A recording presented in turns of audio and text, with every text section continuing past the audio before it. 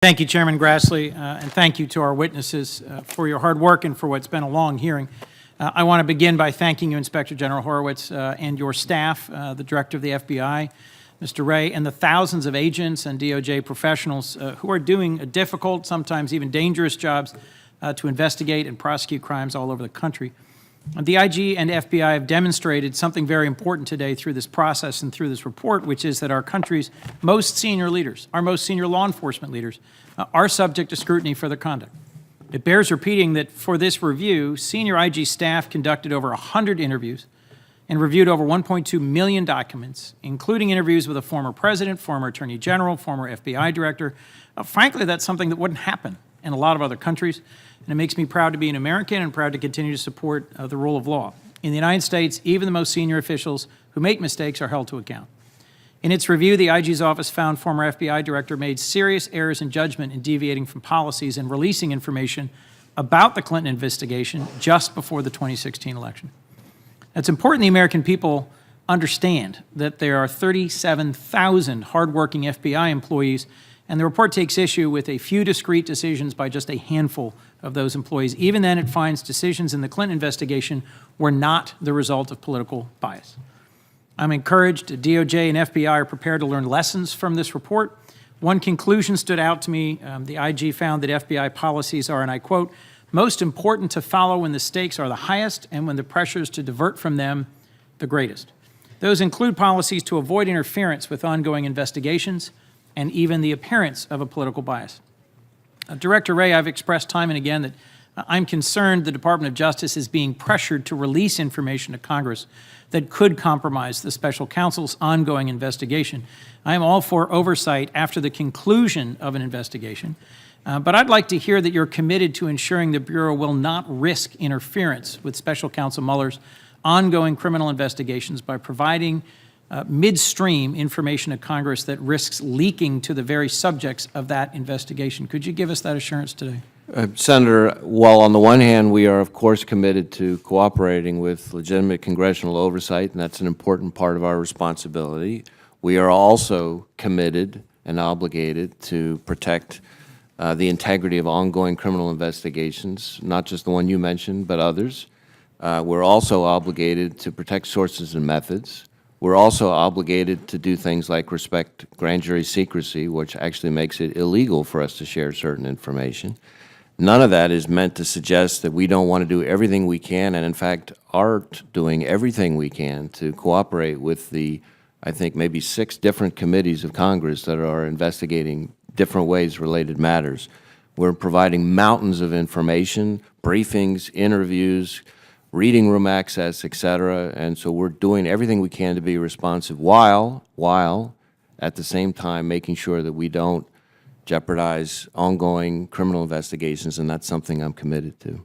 Thank you. Our President has repeatedly described the FBI's investigation into campaign activities in 2016. In fact, he did this earlier today, about 11:27 today, as a witch hunt.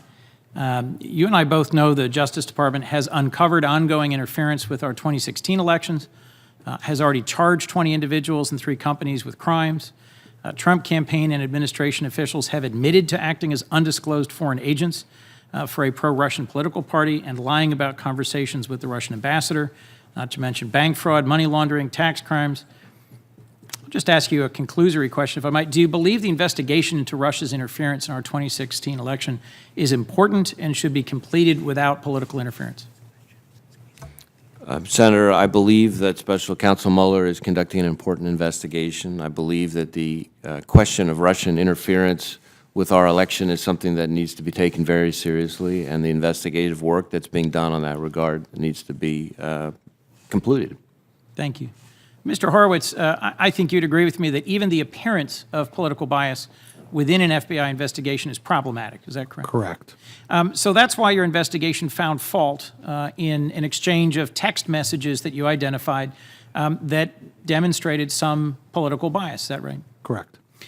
So let me just point out, as I did, that our president routinely tweets about ongoing investigations in a way that criticizes them, critiques them, and is an attempt to undermine them. In my view, these remarks are also inappropriate efforts to politicize an ongoing federal investigation. Director Wray, the president's former campaign manager, Paul Manafort, is now in jail. He's been charged with 25 felonies, laundering tens of millions of dollars, committing tax fraud, encouraging witnesses to lie. President Trump has called this very unfair. Should the American people have faith that the Manafort investigation is being handled fairly? Senator, I'm not going to speak for the special counsel's office. What I would say is that I expect all of our employees to conduct themselves professionally and fairly. Does the FBI take the political opinions of FBI agents into account when choosing how to staff an investigation? Have political beliefs ever influenced either your work at the FBI or which agents are chosen for a particular investigation?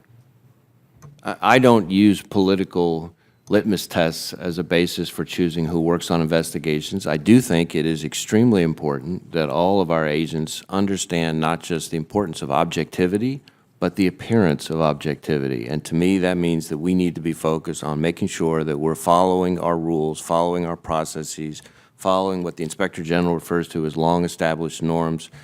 The safe place for us is in process and making sure that we follow the process, and that we do that independently and objectively. No matter who likes the result, we'll be okay. But the important thing is to make sure that our process is bulletproof. I couldn't agree more. Mr. Horowitz, President Trump has claimed FBI officials are biased against him and in favor of former Secretary Hillary Clinton. Let me just make sure I've understood this right. In your investigation, did you find the FBI took any investigative step based on political bias against the current president?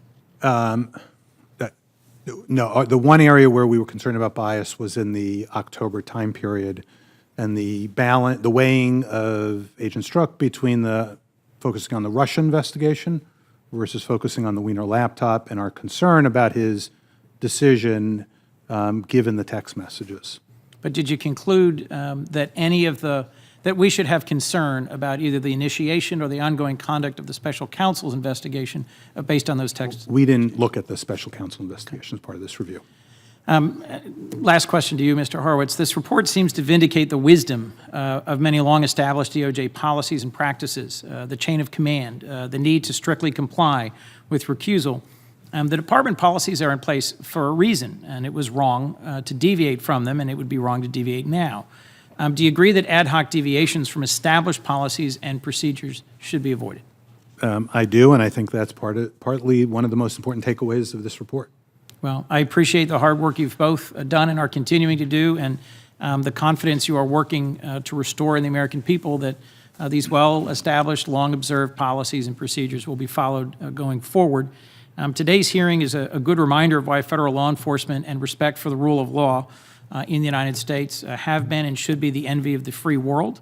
I know it can be frustrating that we don't know what's happening in the ongoing special counsel investigation, but today's hearing reminds us that is exactly how sensitive ongoing law enforcement investigations should work.